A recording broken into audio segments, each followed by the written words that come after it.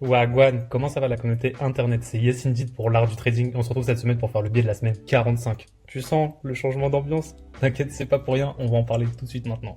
Du coup, comme tu peux le voir, là, on a un gros calendrier économique bien chargé. Et comme tu peux le voir aussi, on entre dans le mois de novembre. Donc qu'est-ce qu'il dit ce calendrier économique?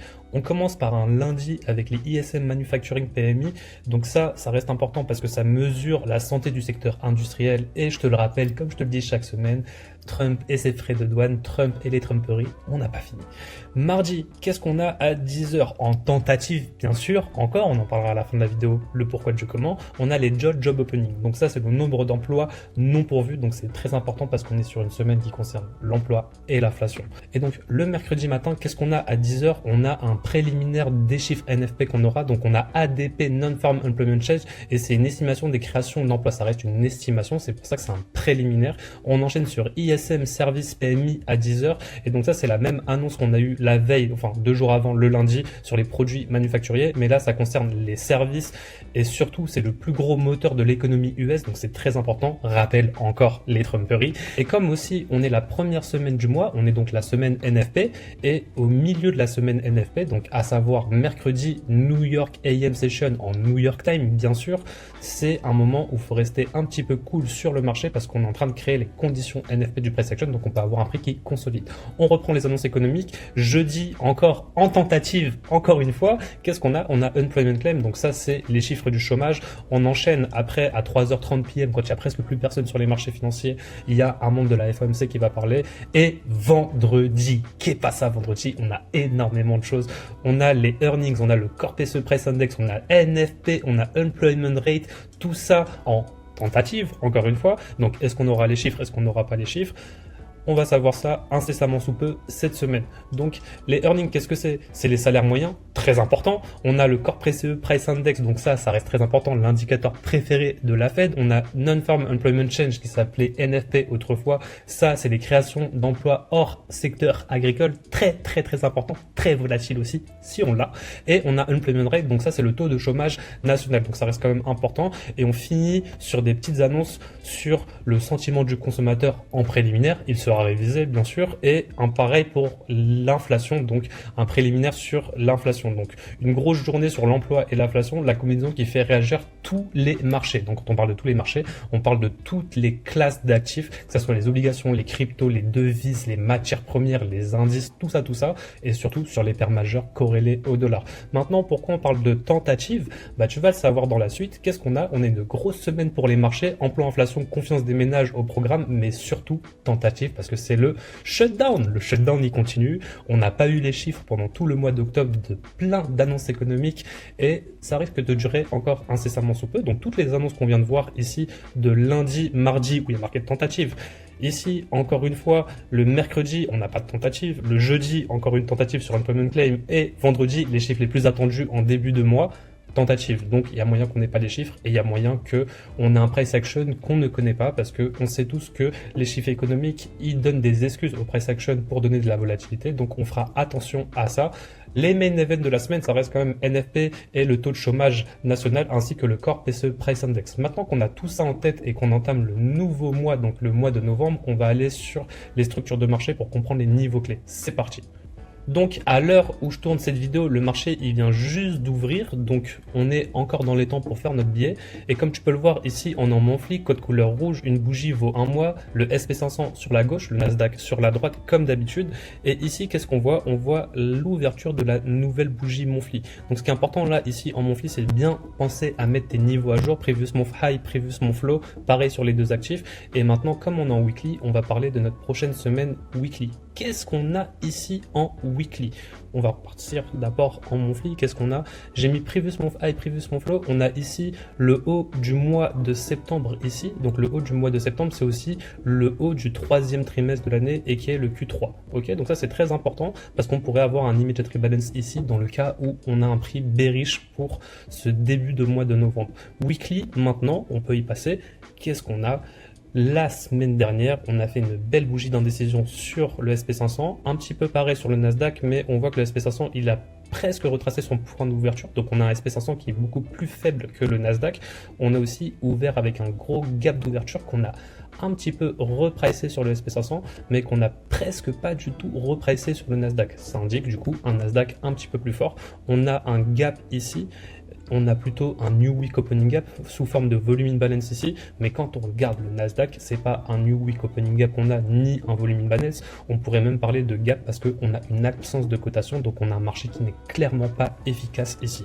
Donc tu l'auras compris grâce aux yeux. Ici, moi, ce que je vais target cette semaine, ça va être plutôt le Previous Week High, donc le bas de la semaine précédente, ainsi que le bas de ce déséquilibre, et pourquoi pas revenir sur l'ATH en ce qui concerne le SP500. Un petit peu pareil sur le Nasdaq, mais je vois des targets un petit peu moins loin. Comme on le sait, si on veut une semaine baissière, on s'attend tous à d'abord que la semaine monte avant qu'elle descende, donc pourquoi pas avoir une accumulation, manipulation comme on l'a actuellement, et finir sur une bougie bien noire, bien bearish. En tout cas, on aimerait clôturer ce volume imbalance ici en weekly. Donc je m'attends à ça sur le SP500. Je m'attends aussi exactement à la même chose sur le Nasdaq. Je pense que le SP500, c'est lui qui va mener la danse à la baisse si il reste encore plus faible que le Nasdaq encore cette semaine. Et là, comme on peut le voir sur le Nasdaq, si on zoome un peu, on ouvre encore avec un petit volume imbalance, donc on a un petit New Week Opening Gap qu'on ne retrouve pas sur le SP500 qui ouvre à la clôture de la précédente, ce qui n'est pas le cas sur le Nasdaq qui ouvre avec un petit gap d'ouverture. Donc on voit que le Nasdaq il pousse un petit peu à la hausse pour cette ouverture, un petit peu important à notifier. Donc on n'oublie pas aussi qu'on a le Limited Rebalance et en dessous on a un volume imbalance qui n'a pas été repricé sur nos deux actifs. Daily, qu'est-ce que tu dis? Daily, ici on a une signature vraiment très magnifique du SP500 et du Nasdaq. Elle est beaucoup plus visible sur le SP500, donc on va parler du SP500 ici. On a une très belle signature du prix ici. On a un gap haussier suivi d'un gap baissier sur le SP500. On a exactement la même chose sur le Nasdaq ici, gap haussier suivi de gap baissier. Qu'est-ce que ça veut dire ça? C'est une signature du prix qui est très puissante parce qu'elle peut envoyer le prix fortement à la baisse. Je vais te montrer, la dernière fois qu'on a eu ça, on a eu exactement un gros price action sur le Nasdaq. Qu'est-ce qu'on a là? Gap baissier suivi de gap haussier et le prix il a explosé à la hausse. Donc ça c'est une signature à reconnaître. Ici elle est bel et bien présente en début de semaine.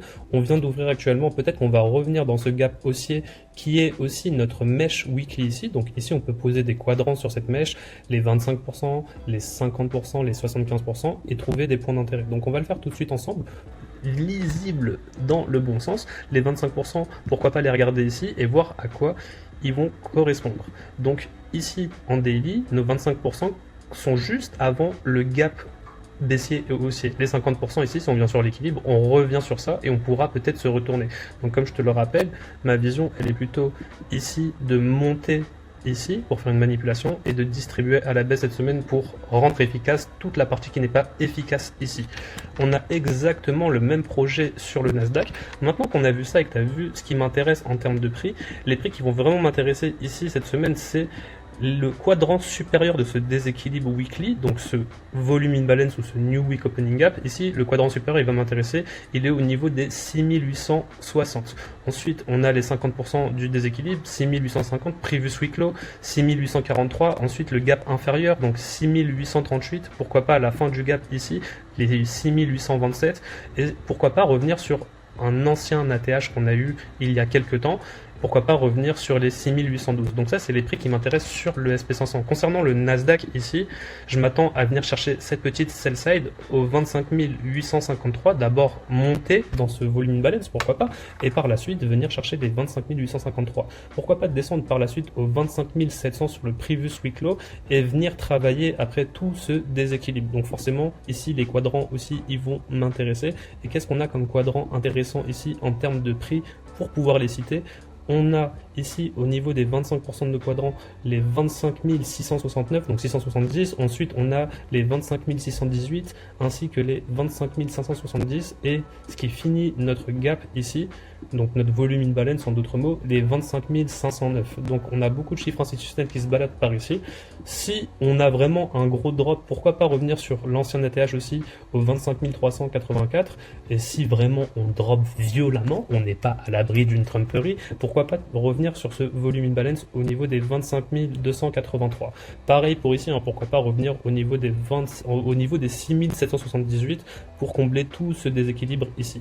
Donc ça reste important. On va passer maintenant en 1 heure pour voir un petit peu plus de structure et voir comment on va pouvoir travailler ça. Donc ici, Il y a une petite chose à montrer aussi entre le SP500 et le Nasdaq. Si on prend un petit peu de recul comme ceci, on voit que vendredi, on est venu ici chercher le bas de jeudi que sur le SP500 et pas sur le Nasdaq. Donc on a une petite divergence, mais je vois pas ça forcément comme une divergence, je vois ça comme une non-faiblesse du Nasdaq, donc une vraie faiblesse du SP500 qui pourrait tirer le prix à la baisse. Comme on peut le voir ici, le prix il a ouvert avec un New Week Opening Gap, pareil sur le Nasdaq, mais ce que je veux montrer, ça sera peut-être plus visible sur le Nasdaq. Quel est notre dernier mouvement de manipulation? C'est celui-ci. Si je le prends et que je fais une standard deviation ici, entre 1 et 1.5, qu'est-ce qu'on a? On a un retracement, donc pourquoi pas revenir là, ici, et par la suite, pourquoi pas descendre. Descendre où? Sur la 2, 2.5, pourquoi pas. Et la 2, 2.5, elle nous mène où? Elle nous mène à notre weekly volume imbalance et elle nous mène aussi à notre previous week low. Ok, et ça nous mène aussi au niveau de la 3 ici, 3.5 aussi. Qu'est-ce qu'on a? On a ces anciens RTH gap et cet ancien volume imbalance que je vous ai montré. La quatrième, elle tombe ici sur ce niveau daily. On va regarder qu'est-ce que c'est ce niveau daily. C'est là où on s'est battu il y a quelques semaines avant de faire des grands prix pour aller à la hausse. Donc c'est ce déséquilibre ici. Ok, donc on pourrait arriver sur la quatrième standard deviation ici quand on regarde en 1 heure. On est loin de ces prix actuellement, mais c'est des prix qui peuvent être très intéressants. Je t'ai parlé aussi des RTH gap. Donc les RTH gap, pour pouvoir les voir, on va pouvoir se mettre ici non pas en electronic hours, mais plutôt en regular trading hours, ce qui est le vrai marché ici. Et comme on peut le voir, on a un gros gap ici, on a un gros gap ici. Ça, c'est les 2 dernières semaines. On a ouvert avec des grands gaps d'ouverture dans lesquels on n'est pas forcément vraiment revenu. On n'a pas complété ça à 100%. Donc, on a un prix complètement inefficace sur ces RTH gap là. Celui du lundi 27 et celui du vendredi 24. Ok, donc ça reste important. Maintenant, si on repasse en electronic hours, donc avec toutes les sessions, on peut se rendre compte que ces RTH gap, à quoi ils correspondent? Ils correspondent aussi à nos structures weekly et daily. Donc les anciens ATH, le volume US weekly, le previous week low, ainsi que tous les prix que je t'ai cités au préalable. On arrive maintenant sur la fin de la vidéo, et comme d'habitude, t'inquiète pas, dans la suite de la vidéo, je te mettrai les screenshots pour que tu puisses reproduire ces markups chez toi. C'était Yes Indeed pour l'art du trading. On vient de faire le biais de la semaine 45, on se voit pour le biais de la semaine 46. Je te souhaite une très bonne semaine de trading. Allez, ciao ciao ciao.